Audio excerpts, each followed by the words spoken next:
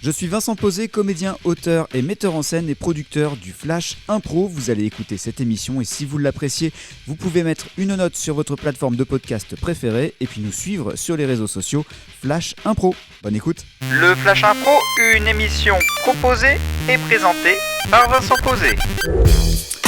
Salut à toutes, salut à tous et bienvenue dans le Flash Impro, une émission d'improvisation théâtrale radiophonique. Nous sommes 3 dans ce studio, prêts à improviser pour une émission de 5 minutes. Il y a Mélanie Hainaut, bonjour. Bonjour. Stéphanie Roche, bonjour. Hello. Et le thème sur lequel nous allons improviser, c'est vent contraire. La catégorie, c'est un peu à la manière cinéma, voilà, donc ce sera à la manière d'un drame social.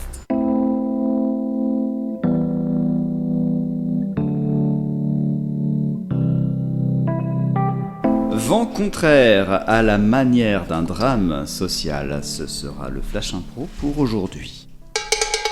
En jeu. Lundi 25 septembre, cela fait déjà 15 jours que je suis enfermée dans cette prison.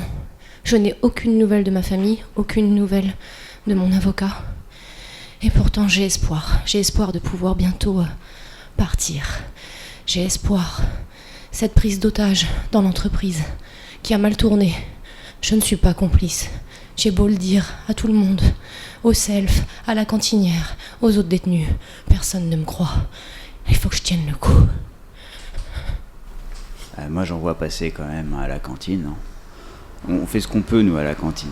On fait ce qu'on peut avec ce qu'on a. Et puis de toute manière, on n'a pas les fonds pour servir à quelque chose de bien pour les prisonniers. Mais j'en ai vu passer. Et la petite jeune, là, j'ai vraiment l'impression que c'est pas elle.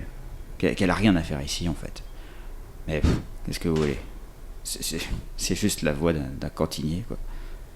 Je peux pas faire grand-chose. 12 octobre. Rien ne va plus. J'ai réussi à avoir ma collaboratrice au téléphone. Elle est sortie de l'hôpital. J'ai pas su si elle me croit coupable. Je n'ai rien à voir dans cette prise d'otage. Le cantinier me force à manger. Je perds du poids. Je suis triste. Aidez-moi. Moi, je suis sortie de l'hôpital, mais j'y crois pas à son histoire. C'était vraiment louche la façon dont elle s'est comportée avec nous pendant cette prise d'otage. Elle a beau crier fort que c'est pas elle, elle a beau gesticuler. Moi, j'y étais. Et j'ai vu, elle a pas su être avec nous, elle était pas dans le même camp que nous, c'était très clair. Je la crois pas. Nous sommes bien d'accord que c'est un drame pour notre entreprise que d'avoir vécu cette prise d'otage. Voilà, je préfère ouvrir ce conseil d'administration par ces mots, en disant que nous regrettons tous cette action préméditée par notre directrice financière, que vous connaissez tous, sous son prénom de Magali, oui. Ouais. Et heureusement, on a réussi à transformer cette contrainte en opportunité en faisant un coup de publicité pour notre entreprise. On s'est retrouvé à la une de tous les journaux. Maintenant, tout le monde sait qui nous sommes et tout le monde a un peu de sympathie pour notre entreprise. 5 novembre, j'ai le droit d'aller à la bibliothèque de la prison. J'ai vu la une des journaux. C'est un complot, c'est certain. Je ne sais pas qui est derrière tout ça. J'espère que ma collaboratrice va enfin me croire. C'est la seule qui peut accéder au bureau de Benoît, au bureau de Richard, au bureau de Solène. Ils sont forcément dans le coup. Bon, par acquis de conscience, je vais quand même aller dans le bureau de Solène. Moi, je sais plus quoi penser parce que j'étais persuadée qu'elle était complice de cette histoire et quand je vois les documents que j'ai trouvés, je crois que Solène est responsable. En fait, je crois que c'est elle. Je vais en parler à son avocat. Les pièces du dossier, de toute manière, me semblaient un peu tronquées dès le départ. J'avais l'impression que c'était des faux en écriture, mais je n'avais pas la preuve absolue. Et heureusement, grâce à la collaboratrice de Magali, nous avons retrouvé, elle a retrouvé, j'ai retrouvé les originaux et je vais pouvoir faire valoir les droits de Magali auprès du juge. 3 décembre.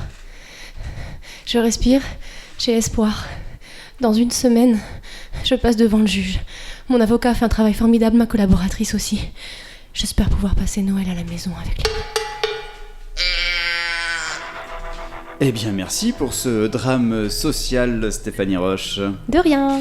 Mélanie Hainaut, merci. Avec plaisir. Et on se retrouve demain pour la suite du Flash Impro. Et ceci n'est pas un complot. À Le demain. Flash Impro, c'est un podcast, c'est aussi un spectacle avec les grands duels du Flash Impro, des enregistrements publics à Saint-Lô, dans la Manche, et une équipe de matchs d'improvisation qui se déplace un peu partout en France. Si vous voulez en savoir plus, flashimpro.fr ou les réseaux sociaux Flash Impro.